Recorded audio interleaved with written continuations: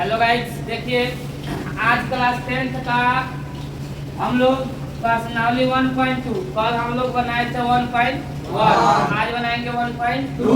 ध्यान से देखिएगा, सभी क्वेश्चन को समझिएगा। फर्स्ट नंबर क्वेश्चन दिया है, निम्नलिखित संख्याओं को अभाज्य गुणनखंड के गुणनफलों के रूप में व्यक्त कीजिए।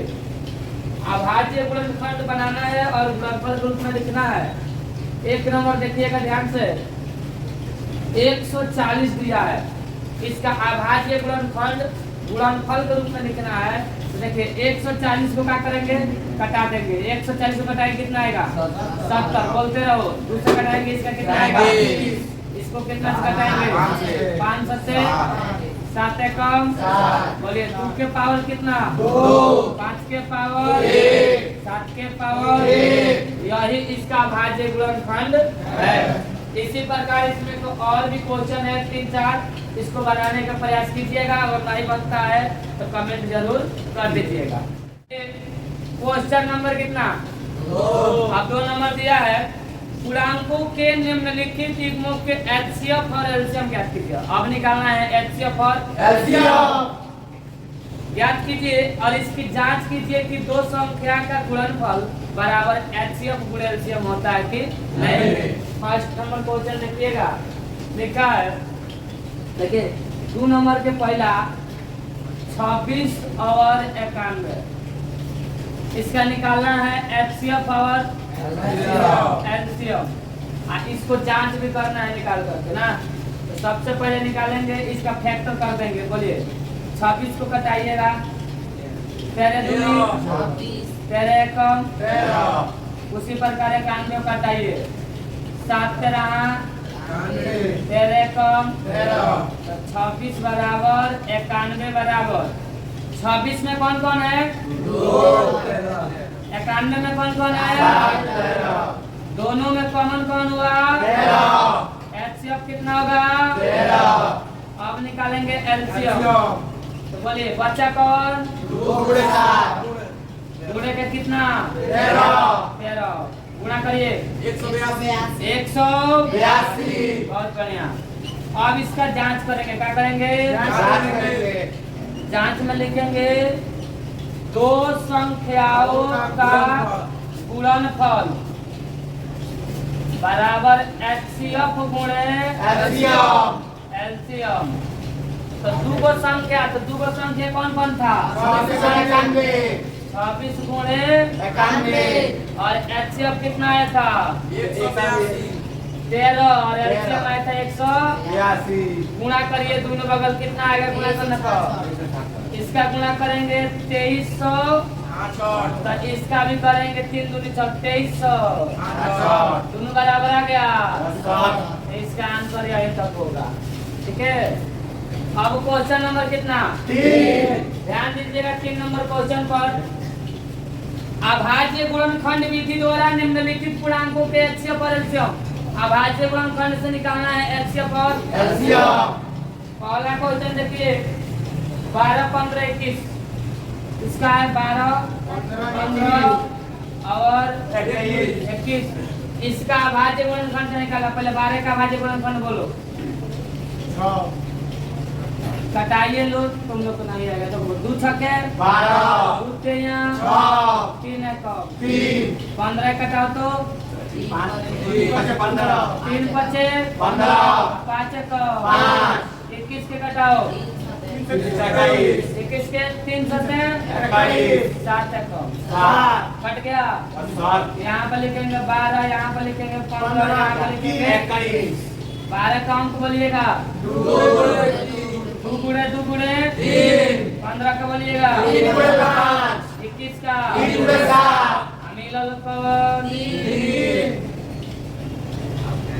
एचसीएफ कितना हो गया, एलसीएम कितना होगा, 2। अब गुणा करिएगा 2 गुणे 2 5 गुणे 7 गुणा के कितना होगा,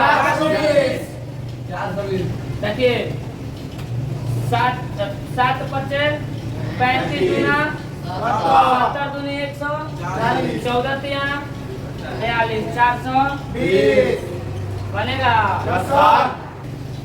ऊपर क्वेश्चन नंबर कितना 4 HCF दिया है, HCF दिया है, लिखा है HCF 306 657 बराबर 9, यानी कि HCF का मान कितना दिया है 9। तो एलसीएम ज्ञात कीजिए। क्या निकालना है एलसीएम निकालना है। तो एलसीएम का फॉर्मूला बोलिएगा। दो संख्याओं का गुणनफल, दो संख्याओं का गुणन अब बाटा के एचसीएफ का है। एचसीएफ देखिएगा, क्योंकि हमको निकालना है एलसीएम।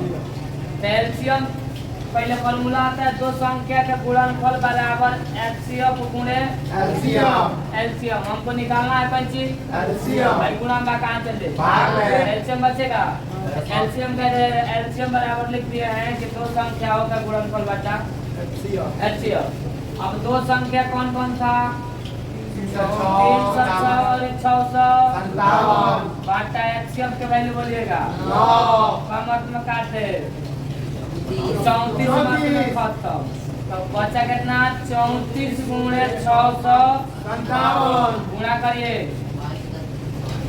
22,300 ठीक है। नंबर कितना 5। ध्यान दीजिएगा, 5 नंबर थोड़ा है क्वेश्चन में कुछ जांच कीजिए कि क्या प्रकृत संख्या n के लिए संख्या 6 के पावर n अंक 0 पर समाप्त हो सकता है। देखिए आपको शॉर्ट फॉर्म बता देते हैं, ऊपर देखिए।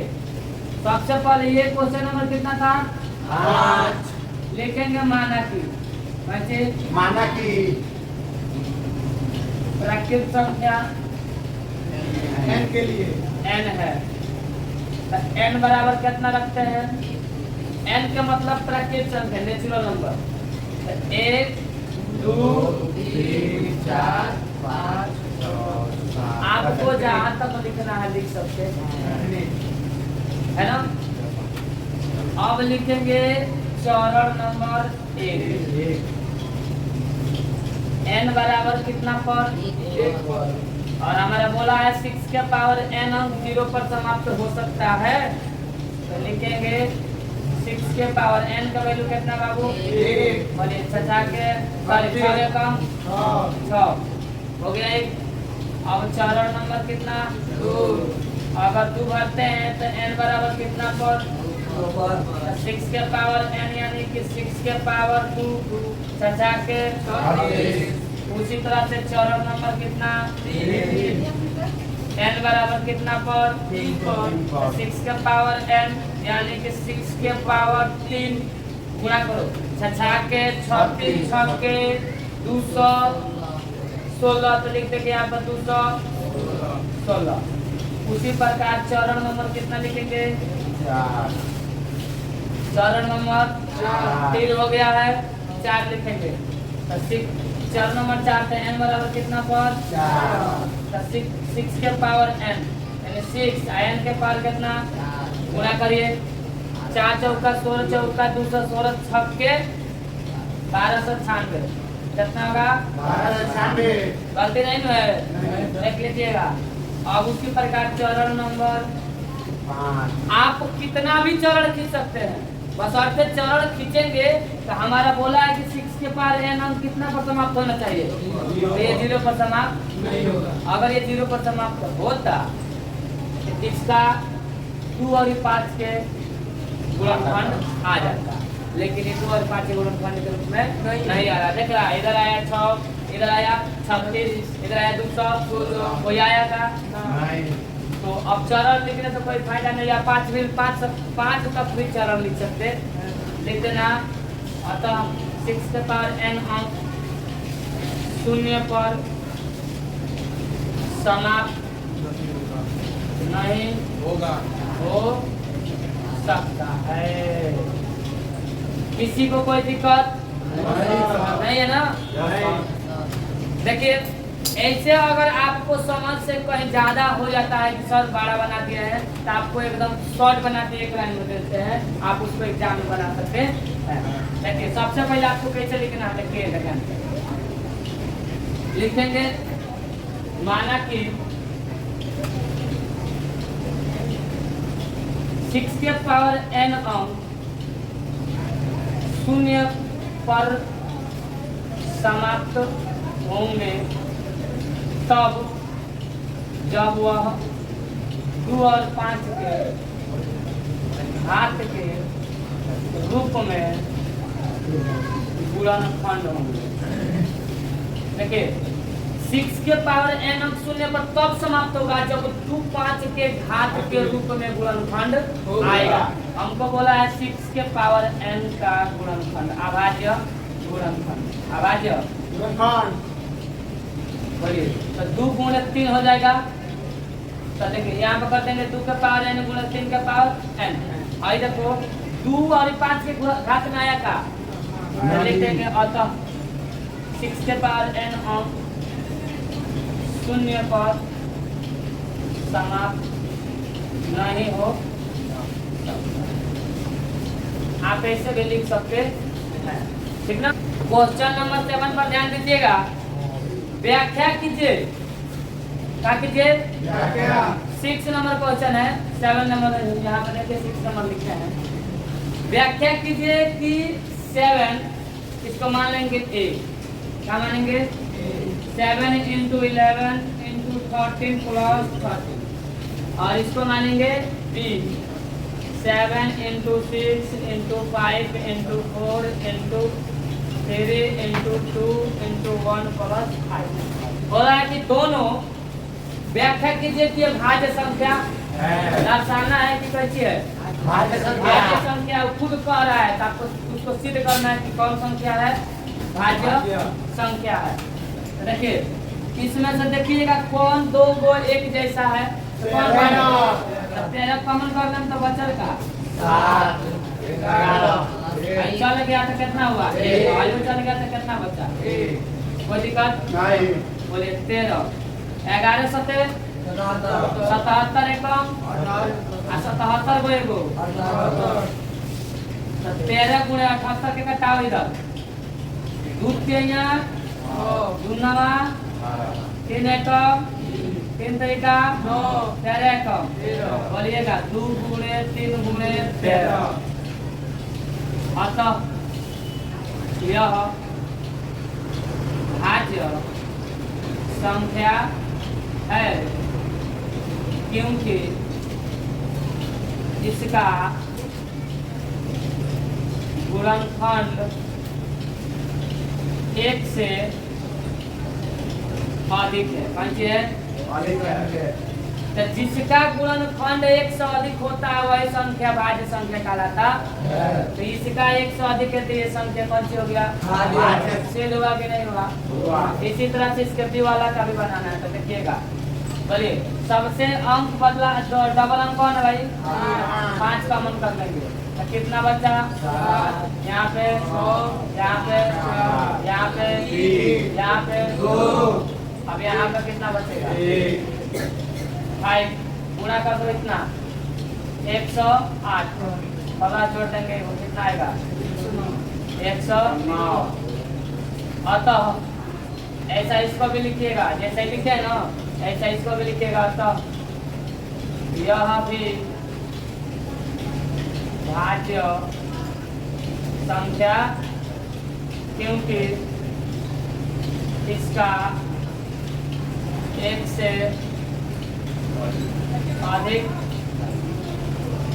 गुणनखंड है। देखिए यह भी एक कौन सी है? भाज्य संख्या।